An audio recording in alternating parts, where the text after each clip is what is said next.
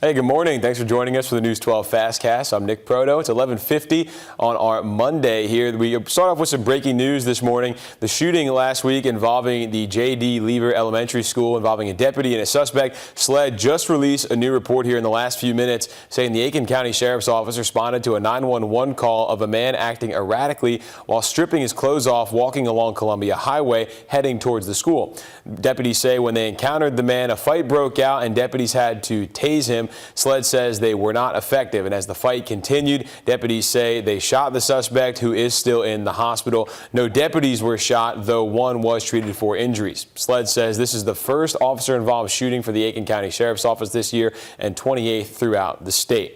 Continuing on with some other news here, we start off with some new details. We first told you about a case from Friday. 20-year-old Denasia McLennan was charged with cruelty to children after reports of a possible drowning on Cross Tree Court last week.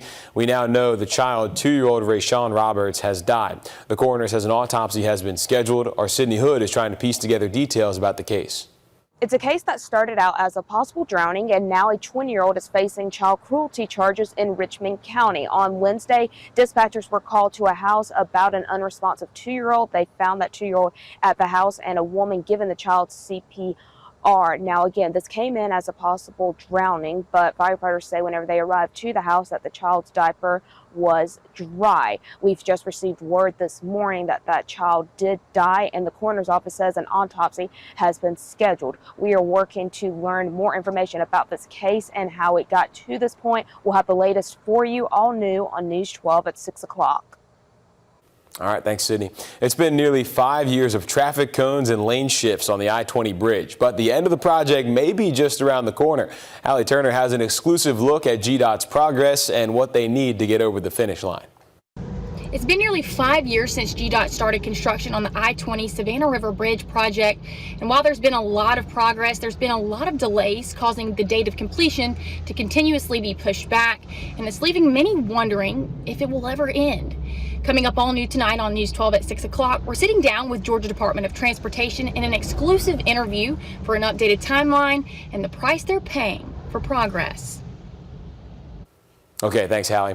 New this morning, South Carolina troopers are looking into a deadly accident from Saturday night. The agency says it happened on SC 453 near Utah Road. That's in Orangeburg County. They found a pickup truck ran off the road into a ditch and then flipped. Troopers say the driver died at the scene. No word yet from the coroner on who that was. A truck crashed into a Ruby Tuesday in North Augusta over the weekend. These are some photos when officers responded at Knox Avenue last night. We talked to a manager there who tells us the restaurant was closed for the night for crews to board off the side of the building. North Augusta Public Safety says nobody was hurt. A domestic violence charge filed against Midland Valley High School's head football coach has been dropped. Court records show it happened last Tuesday. The Aiken County Sheriff's Office says Earl Chapman Jr. was arrested after a verbal argument between him and his fiancée then turned physical. Jail records show he was arrested for a DUI first offense, which was a misdemeanor, back in May. No indication in court records that the DUI charge has been dismissed.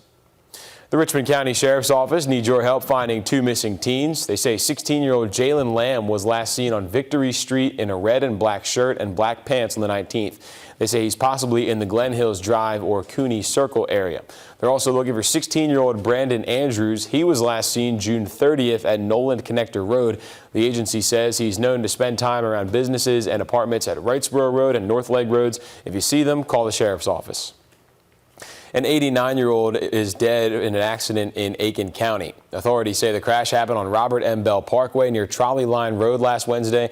State troopers found a sedan tried to turn left at Trolley Line Road when a car hit it. The Aiken County coroner says the sedan's driver, David P. Emery, died on Saturday. That investigation is still ongoing. Let's send things over to First Alert meteorologist Emily Acton. Now, Emily, we've seen a lot of rain this past week. Now we're wondering when we're going to get some relief.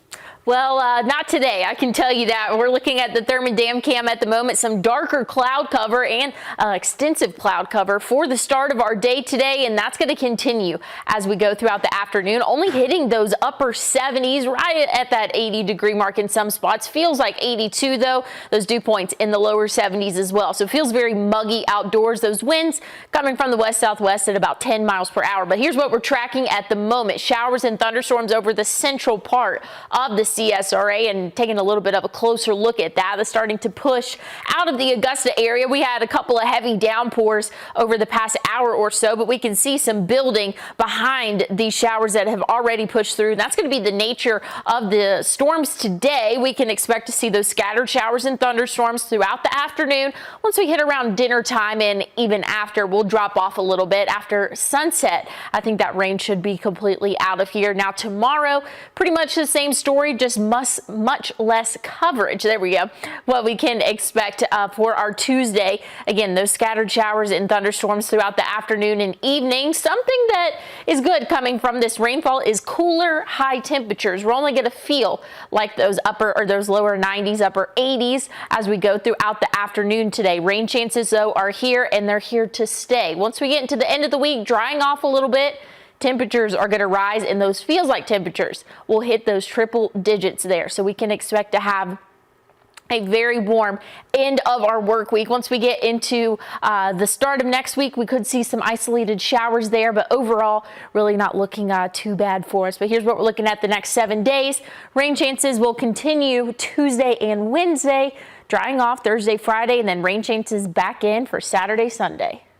All right. Thanks for that, Emily. News 12 at midday starts in 3 minutes. Have a good one.